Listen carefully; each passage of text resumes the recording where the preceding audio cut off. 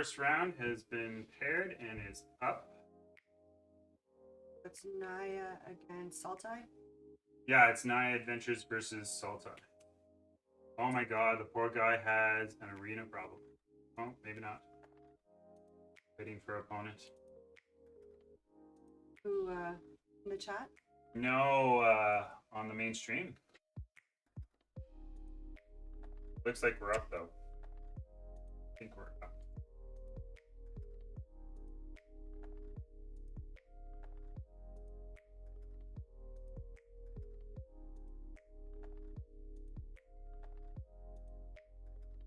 All right, so there we go. It looks like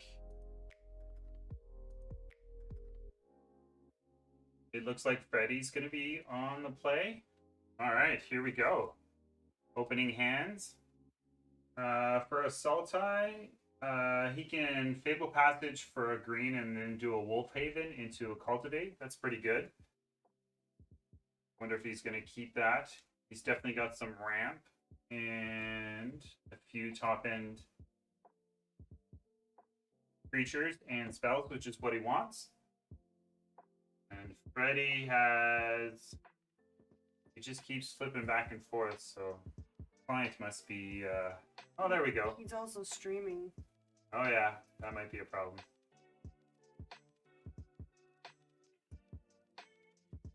Looks like he's keeping.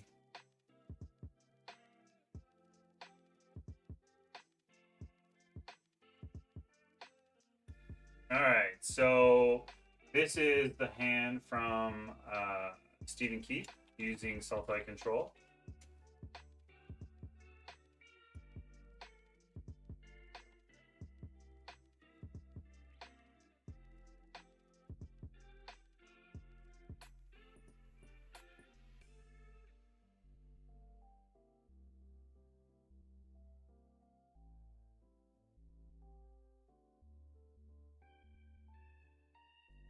That's exactly what I thought. He's going to go Fable Passage into Forest, and then he's going to use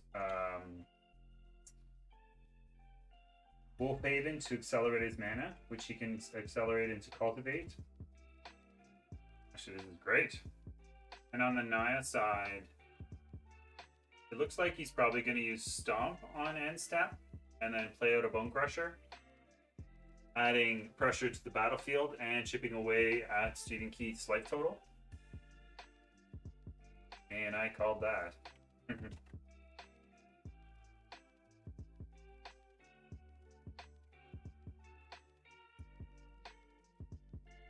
Ooh, that's a really good card.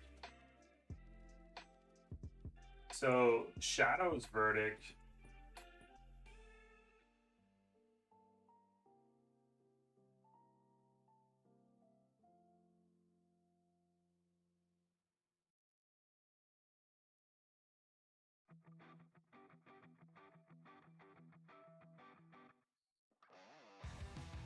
So, Shadow's Verdict, oops, that's not fit.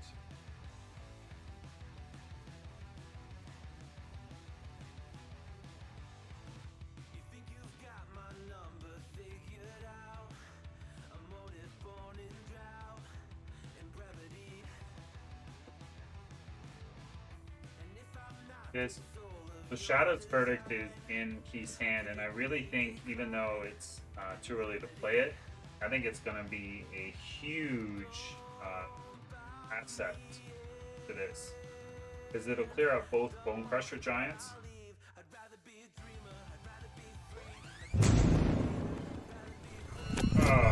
Thank you very much for the subscription.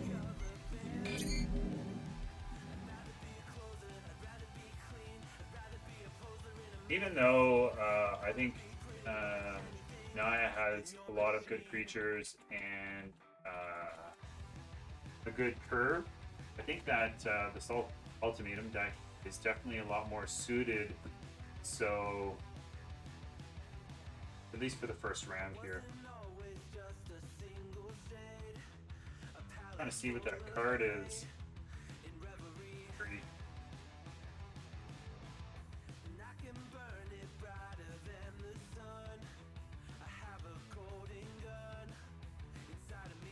think he's just trying to get to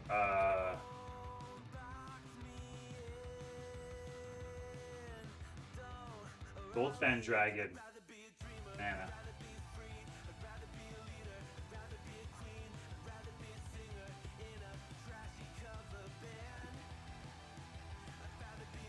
If he can get to Goldspan Dragon mana, he can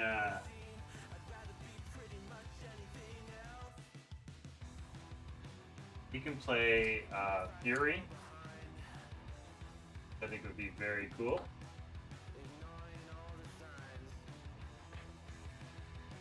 Unleash Fury. He can double Goldspan's Dragons and possibly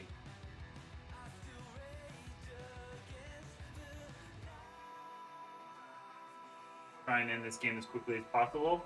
Although having a Heartless Act in Stephen Keith's hand is definitely going to slow the momentum of this deck. I think that's what I would do if I was Stephen Keith. Is I would totally wait for him to play out Goldspan Dragon, let him attack. See, I would let him attack first and let him use the Unleash Fury. But now what's going to happen is he can Unleash Fury on the Bone Crusher. Although I don't think he's going to do that.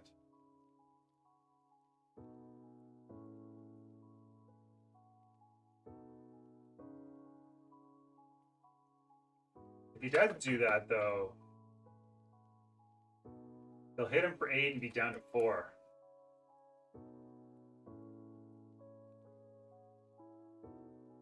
Oh, he's going to go for it. He's going to try and end this game as quickly as possible. So now it's an 8-3, which is going to bring Keith down to 4 life.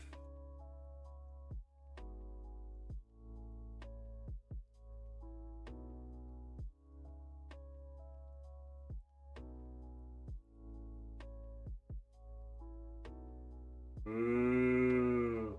Alrod's Epiphany here is going to allow him to take another turn, and he's going to play an ultimatum.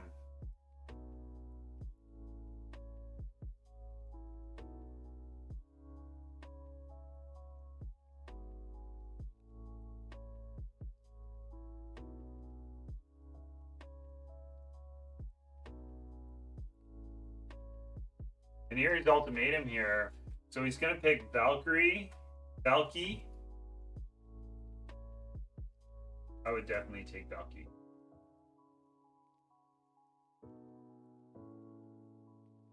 Ooh. Gandalf and Valkyrie. So he's going to play it as a Planeswalker. I think it's going to be really hard here for the Nias deck to come back from something like this. I'm surprised Stephen Keith didn't attack for 2. I would have.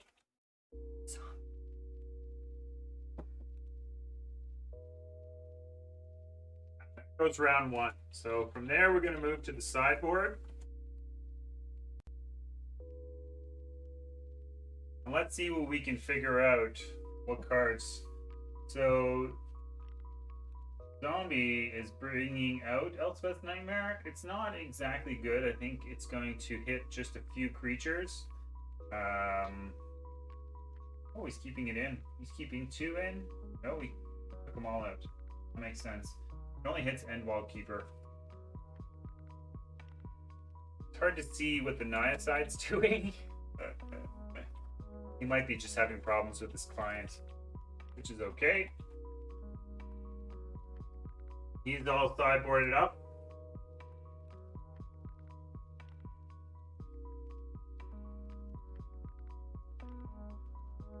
Zombie takes round 1 victory. And I hope everyone's having a great day in the chat. We woke up to some very cold weather. We had to turn the heat back on. I had to put a sweater on. And after the week of nice weather, I was kind of disappointed in today's forecast. How you doing over there, Sweet and Salty? Oh, you know, learning new things, talking to the wonderful tech support at MTGLA. That's awesome. Yeah, learned how to add a person. Did you really? Did you add him? Yes, And but like I need to award him a loss for round one, but he's not showing up in the round one rings, so I'll just have to wait and see what happens after round. Yeah, that's or fine. once we get to it. So the opening hand here for Naya looks good, and oh, they're both keeping. So we're going to round two, game two.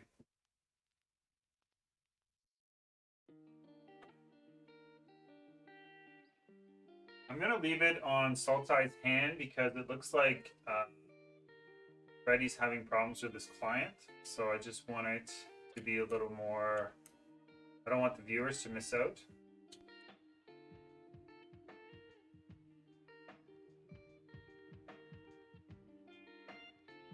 It looks like the Naya deck is trying to put some early pressure on. And it also looks like the Sultai deck doesn't have a lot of early interaction. So there's a good chance that he might be able to put a lot of pressure on the board quickly.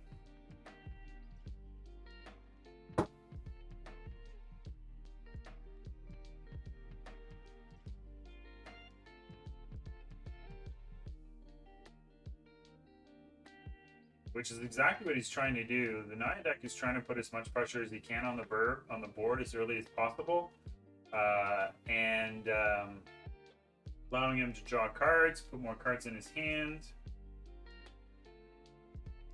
Saltai responds, drawing a card to itself. Ooh.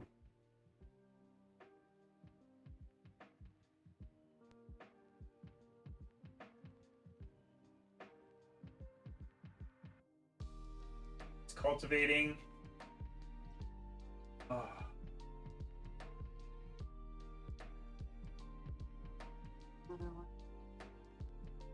Oh, that's amazing. Thank you very much. So on the next turn, Saltai is going to take 5 damage.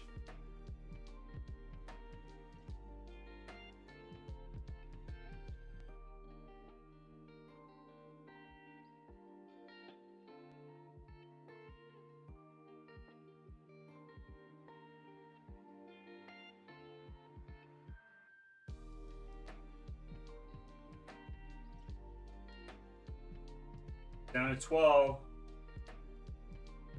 So what he's doing here is he's going for card advantage and pressure.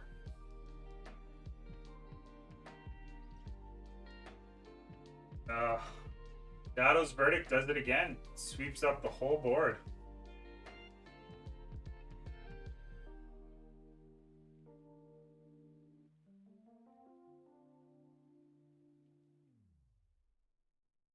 Or maybe not. He just jumped out of.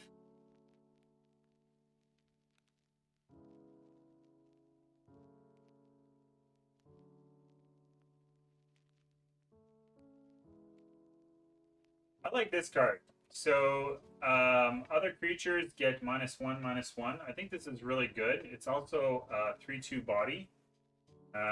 It clears up a lot of the small creatures, but because he had a Shadow's Verdict, he just swept the whole board, and now I feel like this card may be just used as a body, because it's definitely not good against Goldspan Dragon, that is for sure. But you don't see this a lot in the builds.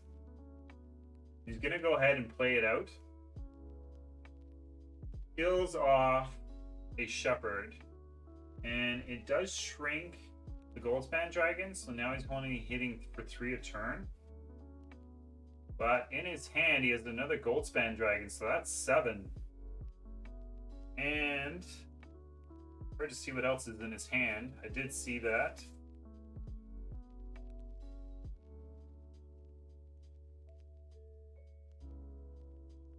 Dragons are.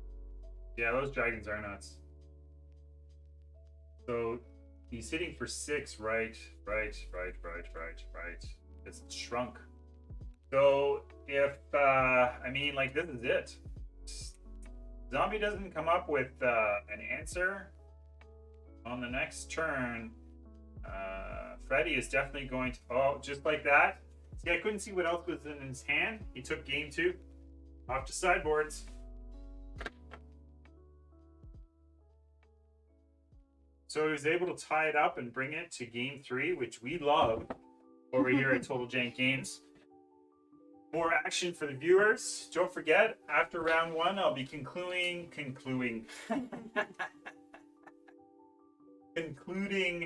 who wins the arena codes. It looks like that was a very easy sideboard for both of them.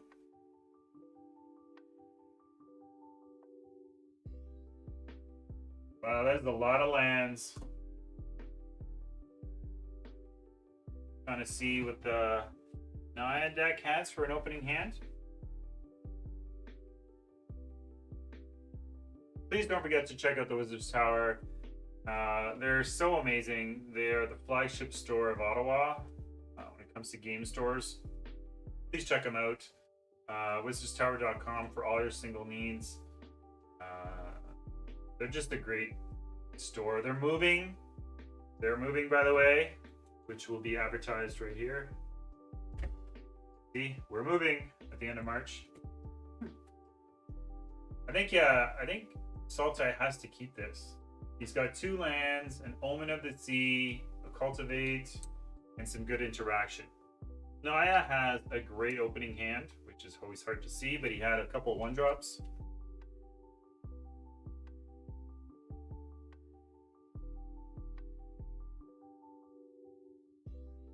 Yeah, it looks like they're going to keep. So we're going to switch over to Sultai's hand for this final match, final round in the first match. Looks like our friend the Doctor won round 1. Oh yeah? Yep. Doctor, by the way, is the manager at Out of the Box. He plays in all of these events and a very big supporter of the channel and of these events. His preliminary was the first preliminary in January. And I gotta tell you, Sweet and Salty, it feels like every time we do a preliminary, we just seem to get a little bit better at it.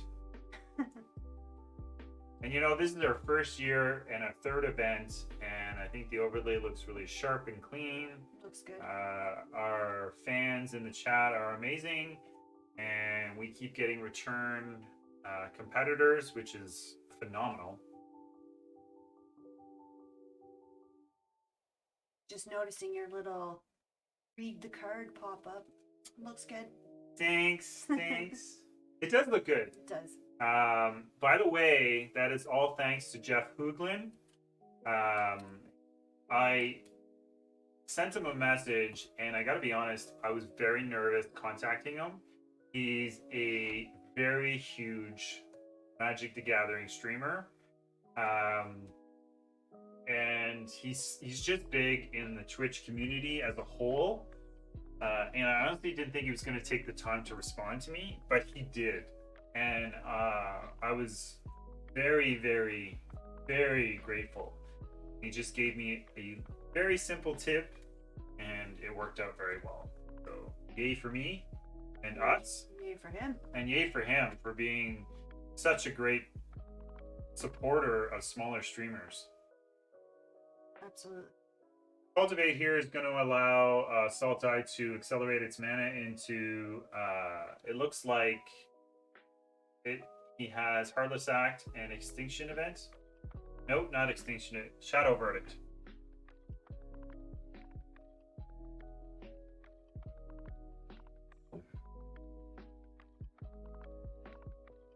I know that the Naya deck is also streaming, so I apologize for that. We probably overloaded his system by asking him to share his screen while he's streaming.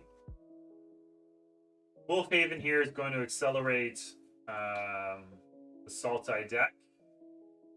It looks like he's leaving up Heartless Act, so that way he can take care of Lovestruck Beast, which makes total sense.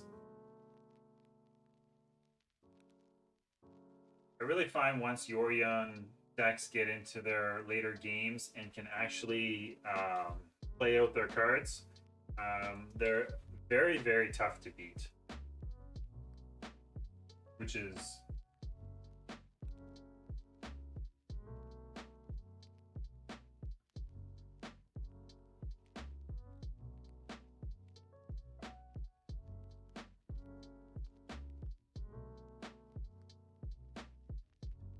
Endwall Keeper into Bone Crusher, which allows him to put more pressure on the board and draw a card.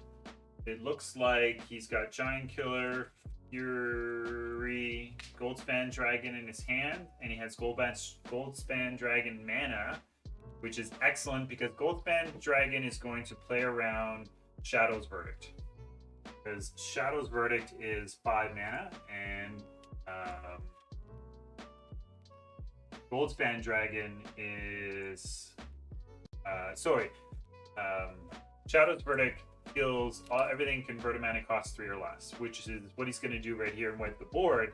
But Goldspan Dragon, he's going to be able to untap, attack for 8, possibly, no, 4 for sure, unless he sacrifices.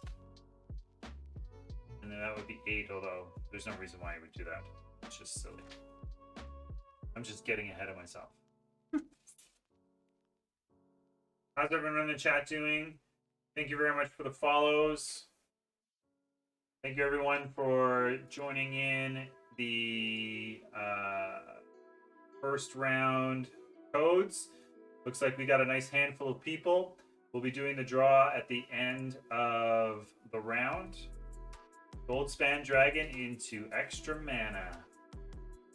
The nice thing is that if he tries to kill the Goldspan Dragon, at least the Naya deck can, in response, sacrifice it and deal 4 damage to something, which will probably be face. That makes the most sense. So what is he going to do here? Is he going to play? No, he's going to cycle. He's going to cycle and try and draw a card. Or play out the mana.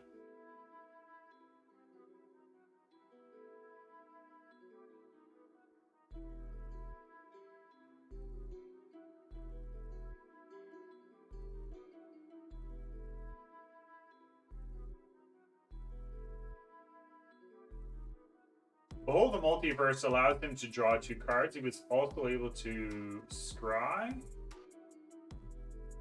which gave him, he found a Heartless Act to take care of the Goldspan Dragon. Now he's got 4 mana up, because every time you target Goldspan, it creates a treasure token, and as long as the dragon is on the battlefield, then you can sacrifice it for 2 mana. The thing is, does he want to sacrifice it and deal 4 damage to his opponent's face, which would bring him down to 10 with no board? And in the Sultai hand, he has a Cultivate and Binding of the Gods.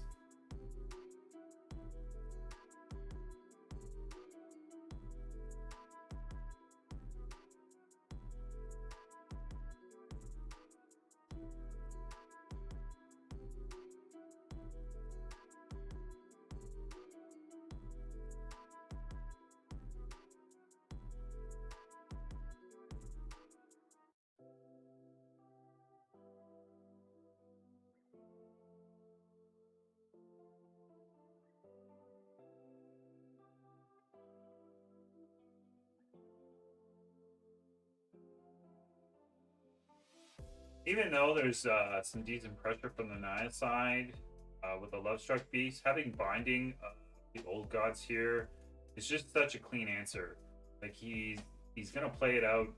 He's gonna kill the Lovestruck Beast. He can also put Yorion into his hand, which would allow him to bounce Binding of the Old Gods, or he can cultivate it into accelerating his mana, getting his mana out of his deck, so that way he just continues to top deck answers. With not a lot of pressure here, I mean, there's no reason not to accelerate his mana and thin out his deck. I mean, I would. Why not, right? You have 2 mana up, nothing in hand, but on the next turn, you can put Yorion into your hand and bounce Omen of the Sea, and Binding of the Old Gods, which is excellent because it'll kill the 1/1 or whatever, anything else that he has or plays out. He's not playing anything else out, so he's going to be holding up Giant Killer for Yorion, which is really smart.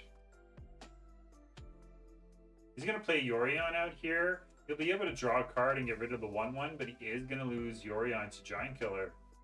So neither player is going to have any pressure on the board, and both have very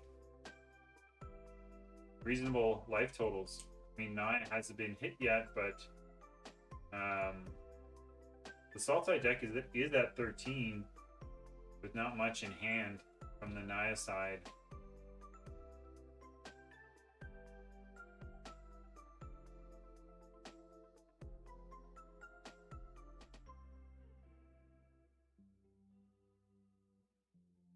I got a new chair, man.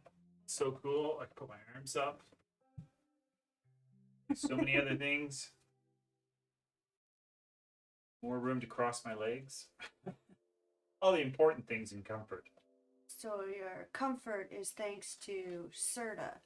Okay. Serta. Ooh. And Sweet and Salty for letting me buy it.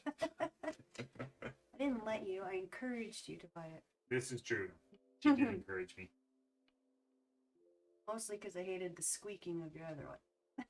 You know, I did some research after. It always happens. You spend some time and money and energy into buying things, and then you read up on it after, or at least that's the way I do it. And I realized that, ooh, that is an excellent top deck. I realized that gaming chairs are a fraud. Oh, not all of them. Not all of them, but most of the cheaper end ones. Yes. Like, they don't have the right back support. They look great, but that's pretty much it. Yeah, if you're going to spend under $200, they're not necessarily worth it. Yeah. He's going to play Tiblet out here, which is fantastic. And he's going to plus, which is also fantastic because it allows them to start drawing more cards. And with a 1/3 on the battlefield for Naya, that's not a lot of pressure. But a Goldspan Dragon, and that card just seems to keep popping up. It doesn't deal damage as soon as it comes in. Yeah, you're not wrong. But I mean, it does because it has haste. But I'm like Glory Bringer. That's what it reminds me of. Oh yeah. Glory Bringer. Wonder if you had. So what decks have both cards? What formats? I guess Pioneer at this point has both Glorybringer and Goldspan Dragon. Did they not reprint Glorybringer? Not for Standard. So it wouldn't be in Historic? Oh. Yeah. I don't know. Maybe someone in the chat can. Hello. LEA. Maybe someone in the chat can tell us, is Glorybringer in Historic? I don't think it is, for whatever reason, but it's in Pioneer. Anyway, I'm wondering which card is more powerful, and it really does depend on the game state, I think. But so Naya definitely went to face trying to close out this game, but having an ultimatum in hand is, I think, going to just end this.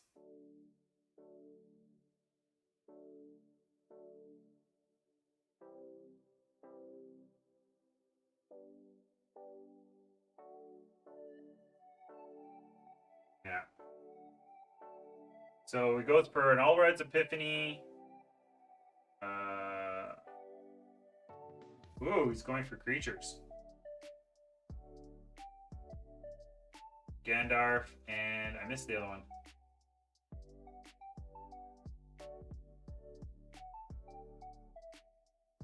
Now his opponent chooses. So he gets both creatures. Oh my goodness, that's crazy. That's 12 power on the board. Wow, he's going to attack this turn. Although he has the Giant Killer in hand. So the Giant Killer from the Naya side is going to take care of one of the creatures.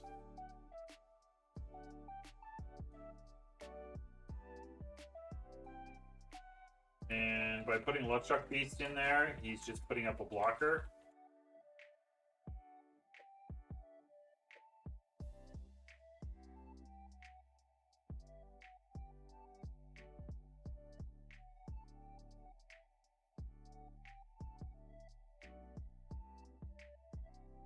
Horaplex is such a great creature, which is why the Naya deck took it out with Giant Killer.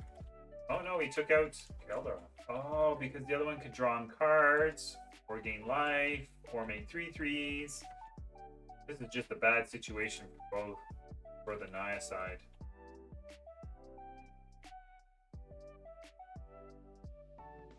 Oh my god, I have yet to see a Tybalt ultimatum.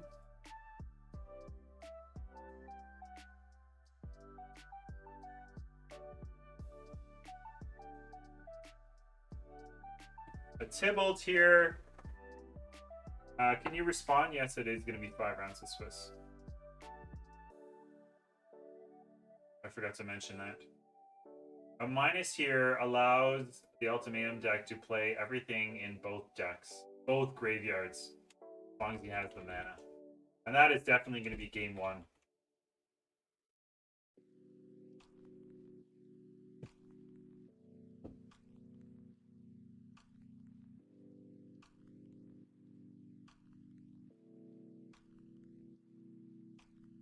That is just too much power on board, and this third game is going to go to Sultai, and yeah, the first round is going to Sultai. Congratulations,